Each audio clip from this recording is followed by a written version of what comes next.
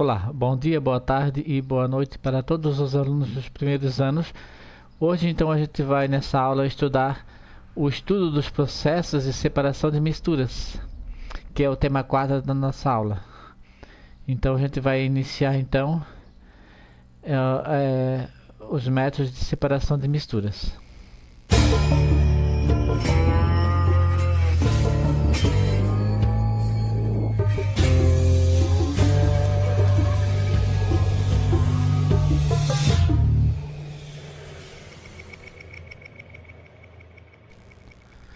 Bom, muitas vezes a gente deseja obter uma substância, mas na natureza, geralmente as substâncias elas são encontradas na forma de misturas homogêneas ou heterogêneas. Então a gente necessita de alguns processos para separar essas substâncias. E dependendo então das propriedades dos materiais envolvidos, a gente vai aplicar técnicas diferentes. Nós podemos então utilizar várias propriedades da matéria como ponto de ebulição, ponto de liquefação, ponto de fusão, solubilidade, densidade, o tamanho da partícula e o magnetismo. Então são algumas das propriedades físicas dos materiais que podem ser utilizados para nós então separarmos essas substâncias dessa mistura. Na natureza nós encontramos misturas heterogêneas quando nós temos duas ou mais fases, e misturas homogêneas quando nós temos uma única fase. Dentro dos processos ou técnicas de separação de misturas heterogêneas, podemos citar como exemplo a decantação, a filtração, a catação, a ventilação, a peneiração, a levigação, a separação magnética, a dissolução fracionada, a centrifugação e a sifonação.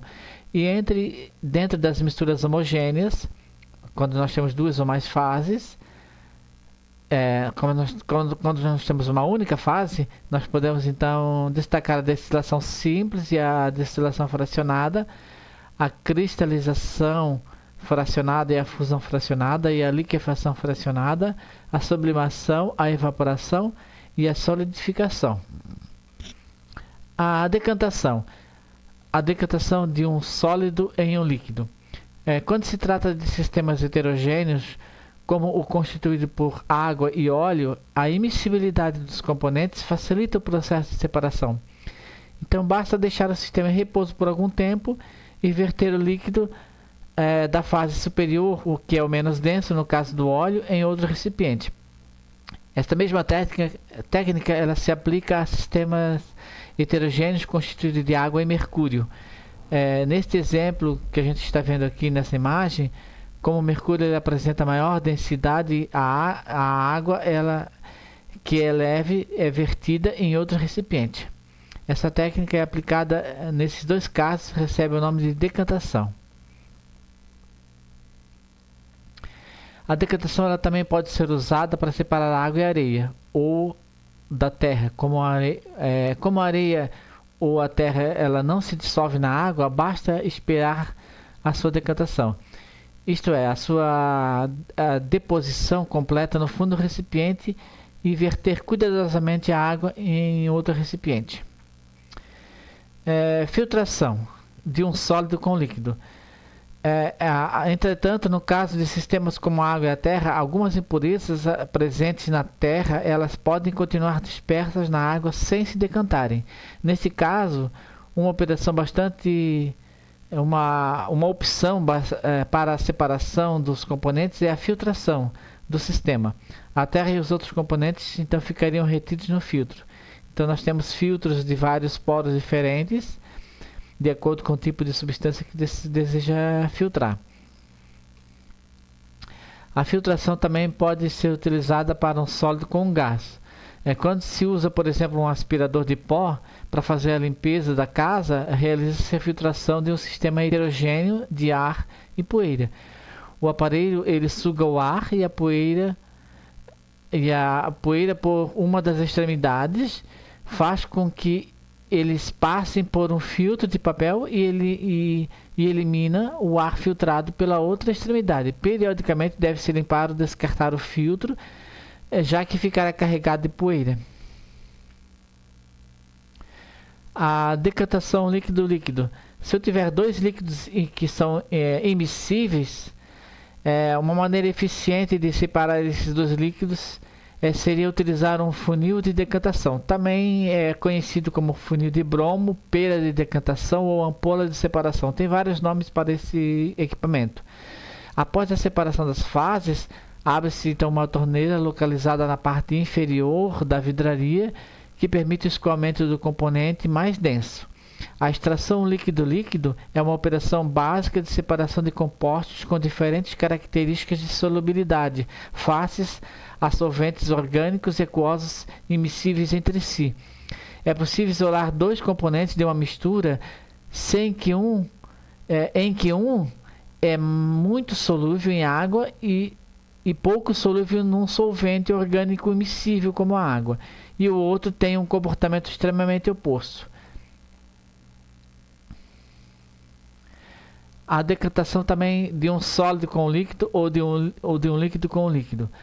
A sifonação é uma técnica, ou seja, um processo de transporte de um líquido de um nível mais alto a outro nível mais baixo. O sifão ele funciona sugando o líquido para o seu interior. O que ocorre é que a coluna de líquido da parte baixa do sifão é mais longa. Ela é maior que a coluna da parte alta. Dissolução fracionada de um sólido com um sólido. Considere ainda um outro exemplo de sistema heterogêneo que necessite ter seus componentes separados, como o constituído por sal e areia, portanto, dois sólidos. Esses dois componentes, sal e areia, eles não podem ser separados diretamente por decantação ou filtração. Entretanto, a adição de água a esse sistema leva à solubilização do sal, mas não da areia, que decantará no recipiente. A areia pode então ser separada da dissolução aquosa contendo sal. E por fim, esse sal poderia ser então separado da água por uma evaporação. Existem ainda outros métodos de separação de misturas que nós vamos ver a seguir. Um sistema de separação de componentes, por exemplo, de feijão e impurezas. Aqui o estado de agregação é de um sólido com um sólido, ou seja, impurezas sólidas e o feijão sólido. Esse processo é chamado de catação e ele é baseado no tamanho dos materiais. E ele necessita então de uma pinça ou apenas do uso das próprias mãos. Esse método é difícil de ser aplicado quando as dimensões dos componentes são muito reduzidas. Um outro sistema de separação é, por exemplo, separar arroz das suas cascas. Nesse caso, também temos o estado de agregação de um sólido com um sólido. O nome desse processo é chamado de ventilação. Ele baseia-se na diferença de densidade entre esses materiais. E o que é necessário? Uma corrente de ar, que pode ser o próprio ar circular do meio ambiente, ou então gerado por um motor, por exemplo, né? Essa técnica é muito utilizada por lavradores. Quando os grãos e as cascas soltas são lançadas para o alto, a corrente de ar ela arrasta as cascas. E essa técnica também ela pode ser utilizada em alguns equipamentos na agricultura. Sistemas a ser separado, por exemplo, pedras preciosas em areia e terra. Aqui o estado de agregação é sólido-sólido. Esse nome do processo é chamado de peneiração e ela também baseia-se na diferença do tamanho de partículas dos materiais. Necessita então de uma peneira. Existem vários tipos de peneiras, várias técnicas de aplicação de peneiras, como a gente está vendo no vídeo aí, né? Essa técnica é muito utilizada por garimpeiros em meio de areia e cascalho nas margens dos rios. Também é uma técnica utilizada, por exemplo, para peneirar areia na construção civil, na indústria, para separar materiais de diferentes granulometrias.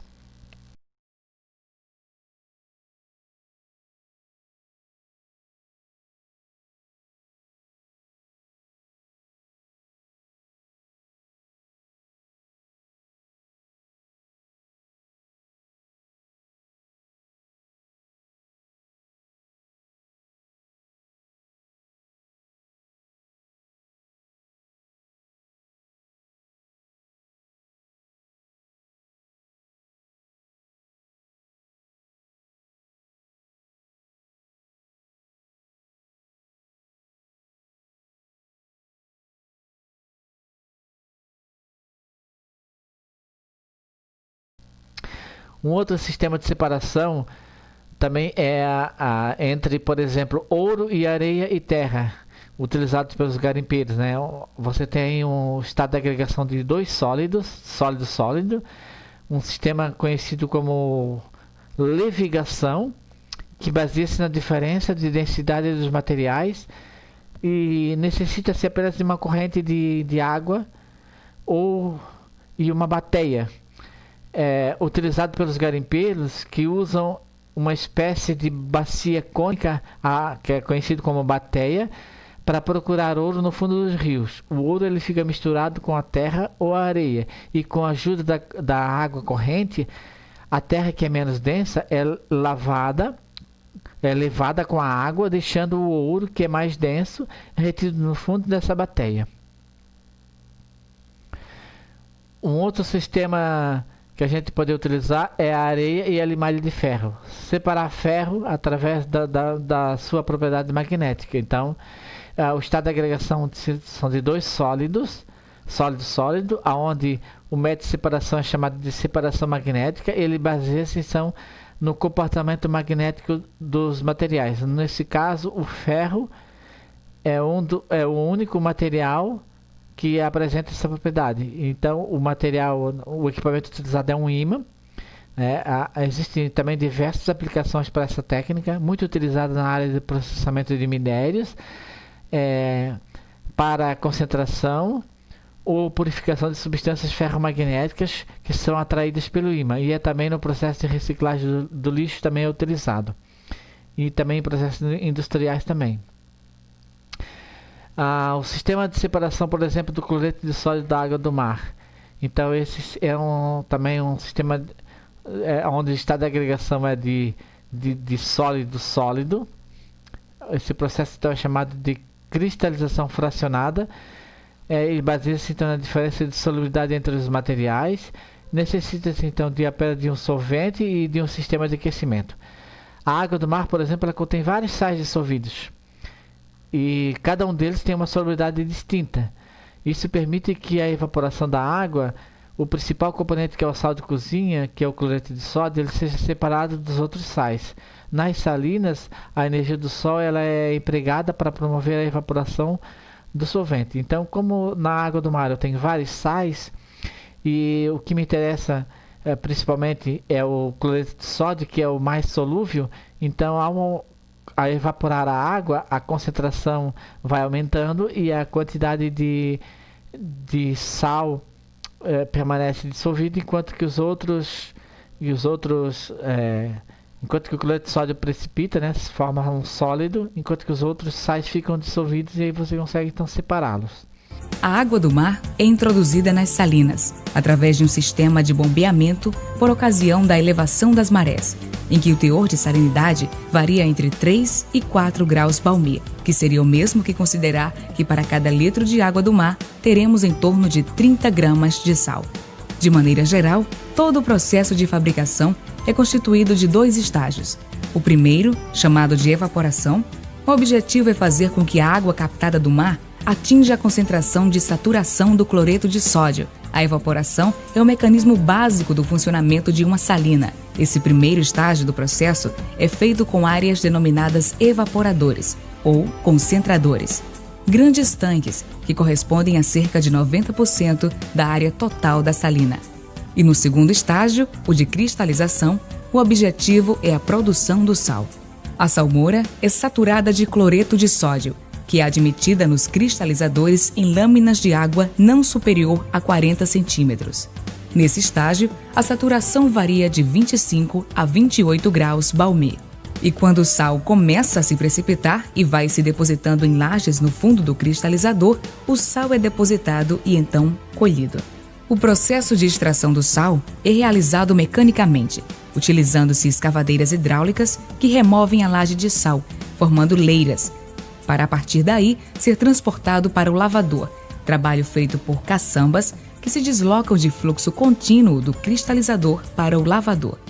O nosso sistema de lavagem é feito através de 2 lavadores, sendo o primeiro de parafuso e rosca sem fim e o segundo através de uma bomba draga, com separador estático, determinante na quantidade e qualidade do sal obtido. Processo muito eficiente, uma vez que promove grande turbulência no fluxo de sal e salmoura, garantindo uma maior eficácia da lavagem, reduzindo a níveis quase imensuráveis teores de impurezas insolúveis e de sais indesejáveis e um rígido controle do processo. A utilização do sistema eficiente de lavagem garante a obtenção de um sal de superior qualidade, que atinge níveis de pureza superior a 99,5% de cloreto de sódio.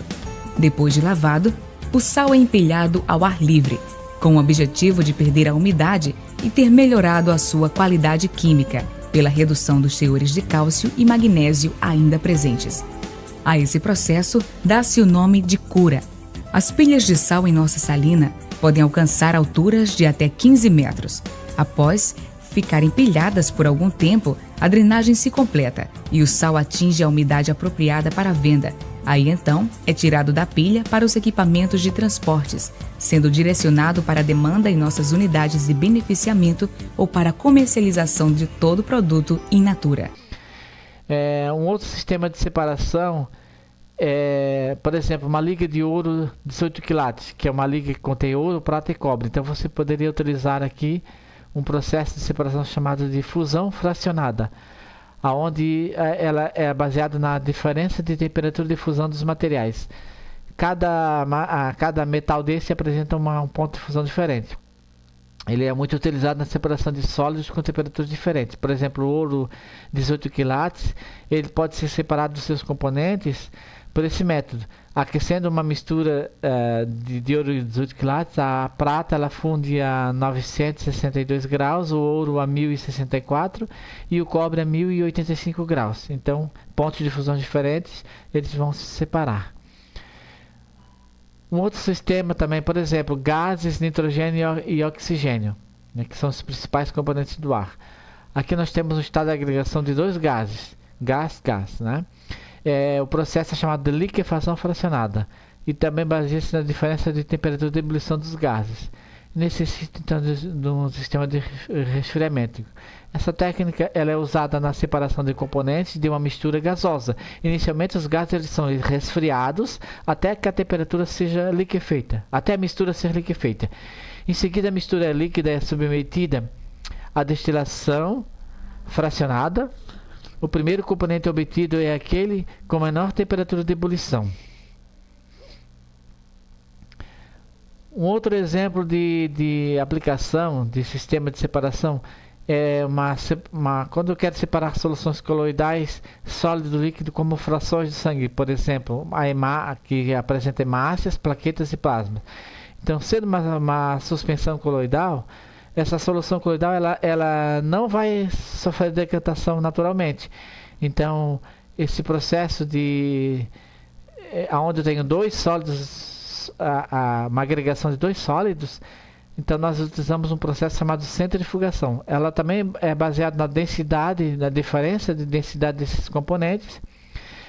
O equipamento utilizado é a centrífuga. Então a centrifugação é usada para acelerar o processo de sedimentação ou para separar soluções coloidais, em que as partículas do sólido elas ficam dispersas no líquido e não se sedimentam. Na centrífuga nós colocamos um tubo de ensaio contendo uma mistura que a gente deseja separar, e então ligamos o aparelho que começa a rotacionar de forma muito acelerada. A força da centrífuga ela empurra o sólido para o fundo do recipiente, enquanto que a parte líquida ela fica límpida na parte de cima. Um sistema, por exemplo, a cromatografia é um sistema onde existe o estado de agregação aí de sólido, ou líquido, gás. Então existem diversos tipos de cromatografias, né? Por exemplo, nós temos a cromatografia de papel. Por exemplo, se nós quisermos separar as tintas da caneta, nós podemos então utilizar a cromatografia de papel. Existe ainda a cromatografia de coluna, a cromatografia gasosa e a cromatografia líquida. ela é baseada na migração dos compostos da mistura através de duas fases. Uma é a fase móvel e a outra é a fase estacionária. Necessita-se então de uma coluna de vidro, ou de uma placa de vidro, ou de um papel filtro, ou de um cromatógrafo.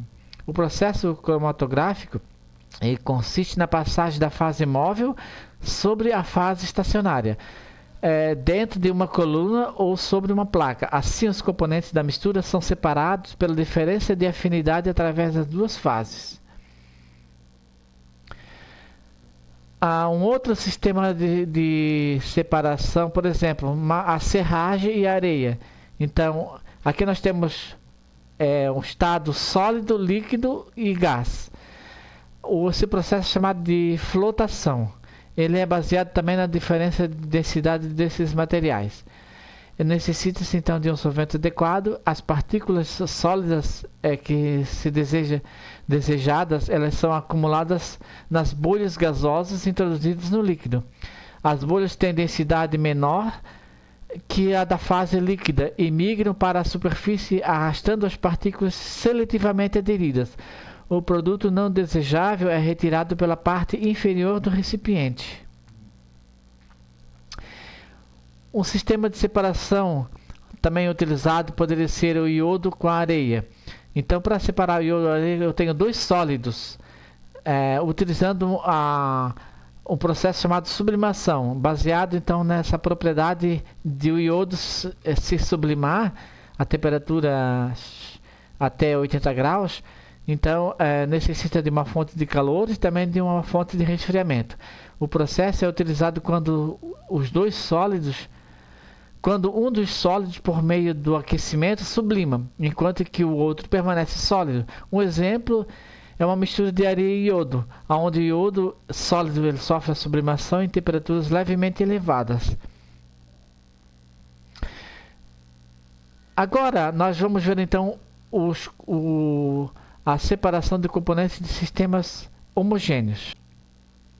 Então, para separar sistemas homogêneos, diferentemente de sistemas heterogêneos, nós não podemos fazer isso utilizando as técnicas vistas anteriormente.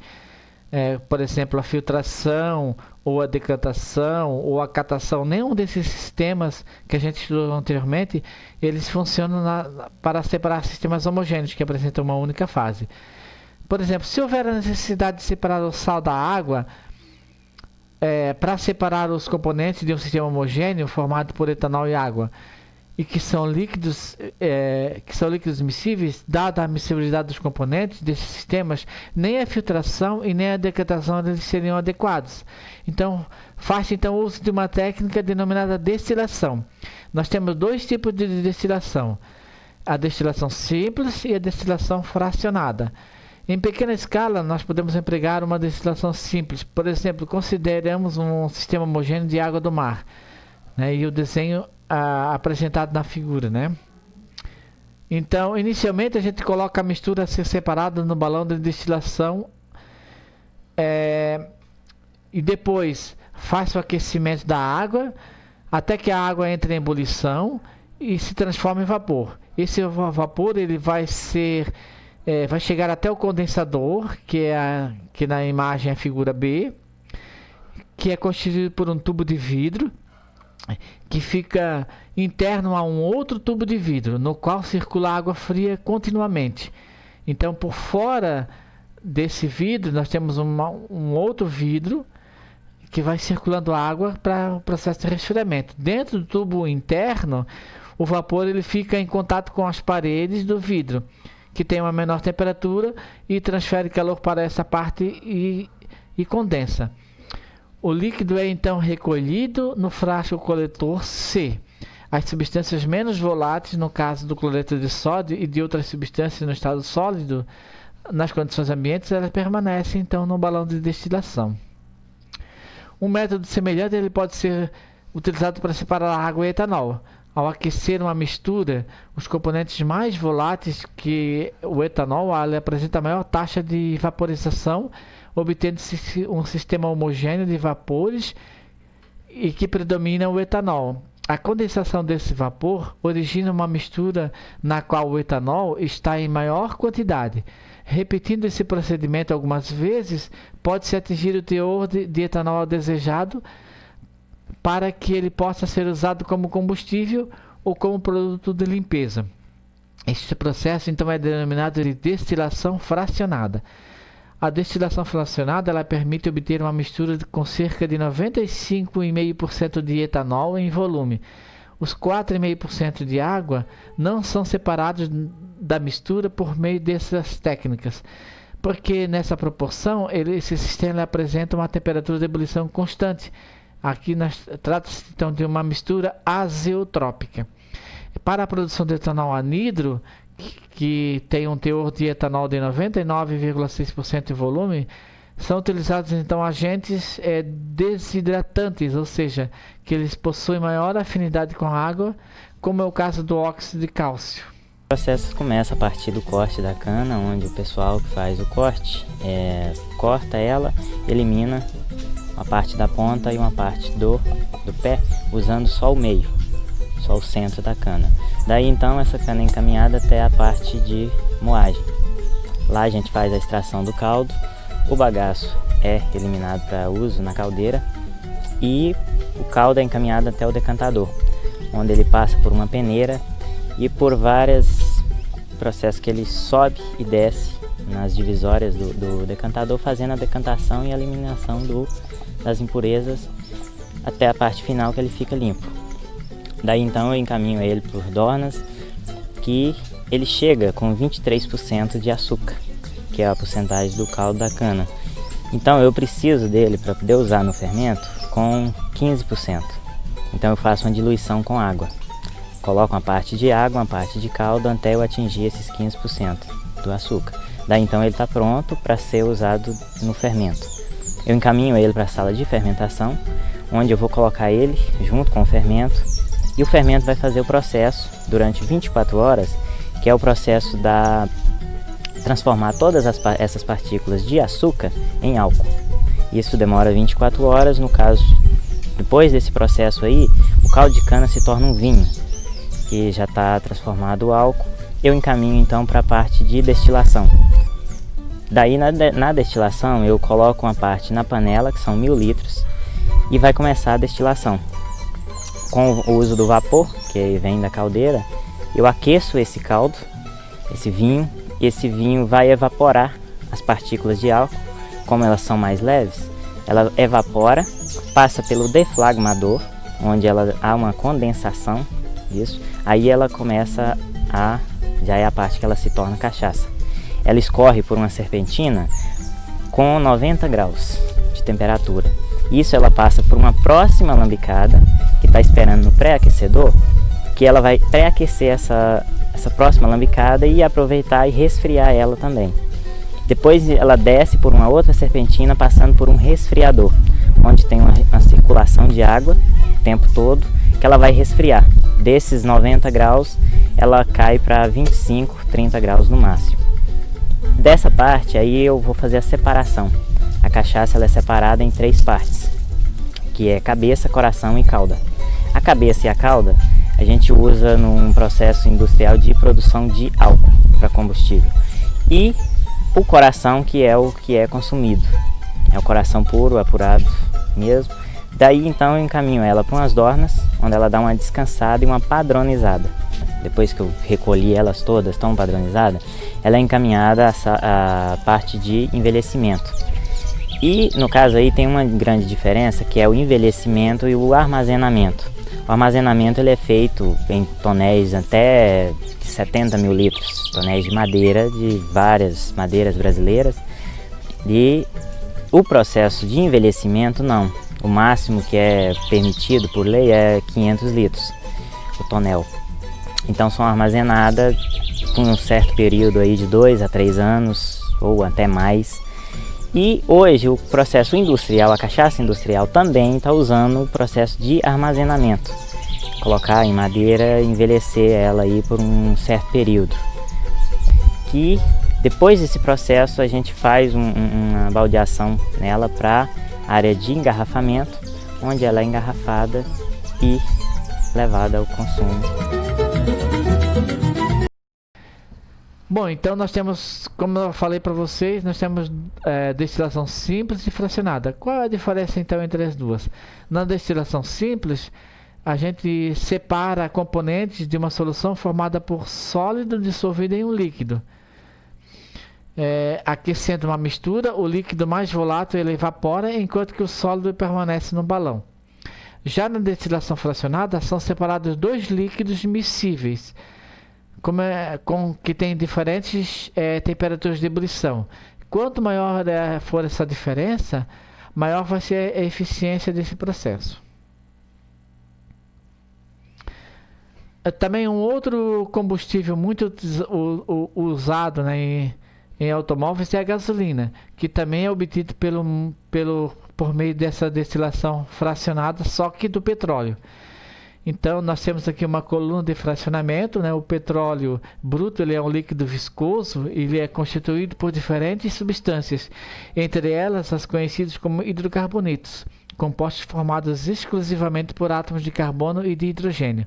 Essa mistura é separada em frações, ou seja, em grupos de hidrocarbonetos que apresentam valores de temperaturas de ebulição próximas.